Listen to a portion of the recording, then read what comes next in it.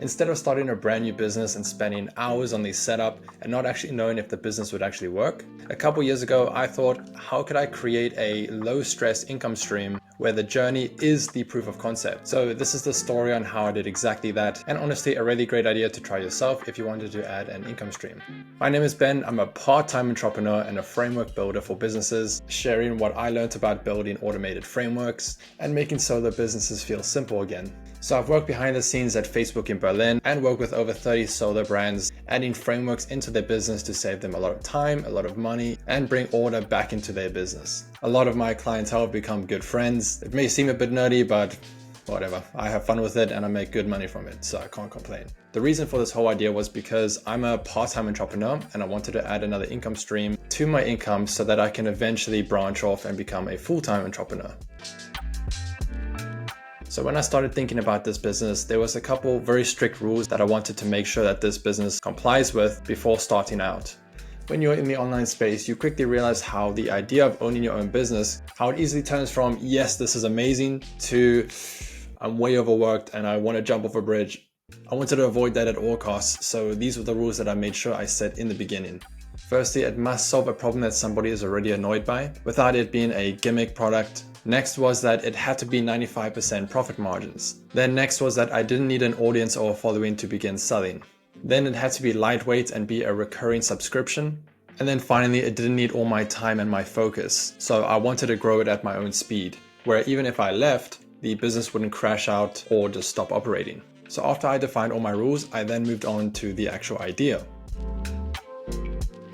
Every company uses some software or another. The problem is these softwares are aimed for the masses. And because of those software companies are trying to get the largest amount of audience, they are forced to make the software very general and not really specific to an individual niche. And yes, most businesses need a similar range of features, but the softwares are still very general.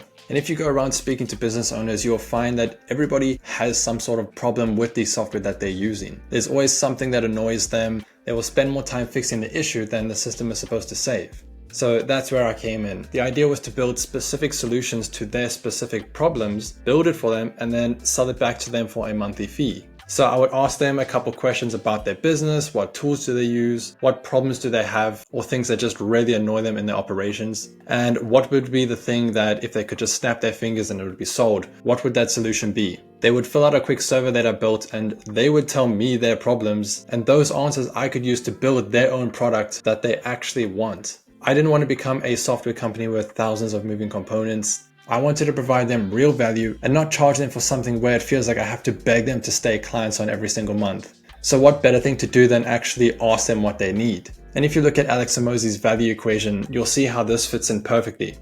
So the equation is that value equals the dream outcome times perceived likelihood of achievement divided by the time delay times effort of sacrifice. In my case, the dream outcome for the business owners was to save a lot of time and a lot of money. Then the perceived likelihood of achievement was very high because there wasn't any expectations or pre-built products that they feel like they've been sold that doesn't really match their business. So the objections were very low. Then the time delay was very short because I built these solutions in a couple minutes using a tool that I'll share later. And then the effort and sacrifice was very little because I'm the one implementing a framework into the business, and that solution's function in itself is to save time. So there's very low effort needed from the business owner or their team. In the beginning, I didn't even charge an installation fee. Now I just assess their problems, see how long it's going to take me, as well as looking at the level of relief that it gives the business owner. And then I use all of that to come up with the price, which usually ranges between $50 and $400 per month, depending on the complexity of the build. So after coming up with the idea, I then had to look at what toolset I'll use to make sure that idea comes to life. And the goal was to find something where, as I am growing as a business, the expenses are not growing with it, which in software is just super rare because their whole money-making model is that the more you use it, the more expensive it gets, the more money they make. But then I came across a company called High Level, and pretty much what it is an all-in-one CRM. It has all the features that you need to run a business for one fixed price. And what's super cool about it, and really ties into what I needed, is that you can have sub-accounts inside your one account. And if you're on a specific plan, then those sub-accounts are unlimited. So you're not restricted like other softwares to only having 3 accounts before you've got to upgrade to the next plan, and then you keep growing like that. And then you realize as you are growing, your margins are actually not growing with it. because of the expense rising too. But with high level, there wasn't any price increase as I was growing my accounts or my client base. So this is how I was able to achieve the 95% profit margin, because I would pay one subscription, but then every account I would build after my running costs would be complete profit. And the features that the software has is exactly what I needed to build these specific solutions to my client specific problems. So you can see how this toolset fit perfectly with what I wanted to do and how I could create a really valuable service. So at this point in the journey, I had everything that I needed to start, but I didn't want to start without the proof of concept. I didn't want to waste my time on something where I don't even know if it's actually going to work. So what I did was I turned to my circle and I looked at who had businesses and I just asked them a couple questions. I didn't even waste time on making a website for myself at that point.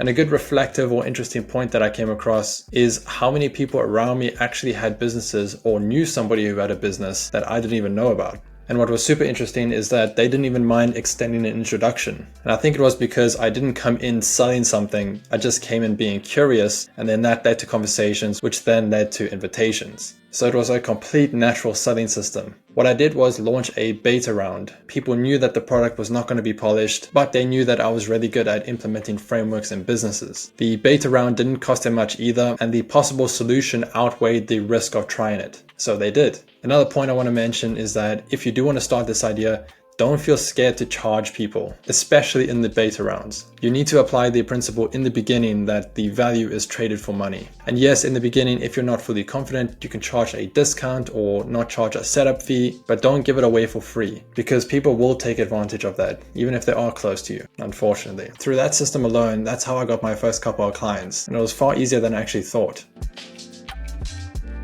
Now moving on to my future growth plans. My goal is to turn this into a silently growing business without feeling like I have to become a master salesman, because honestly I'm not. My next step will be to focus more on scale. I already have a pretty good turnover time. It takes around 2 hours in total per client, from having the conversation and finding their problems, to building the solution, then to installing the framework, as well as setting up the monthly payments. So it is already pretty good, and I want to keep the philosophy of building custom solutions for custom problems instead of making it a one-off product and then just becoming another software provider. But the idea is to try and shave those 2 hours down a bit. So I charge per solution, and I found recently that some clients actually need multiple solutions inside their business. So I found that one client doesn't equal one solution, but it could actually be quite a few. And then I also want to implement a referral strategy to get into my clients' other different businesses that they're involved in. Then also ask them for formal introductions to their business friends, so I can scale this whole thing naturally without heavy marketing or ads.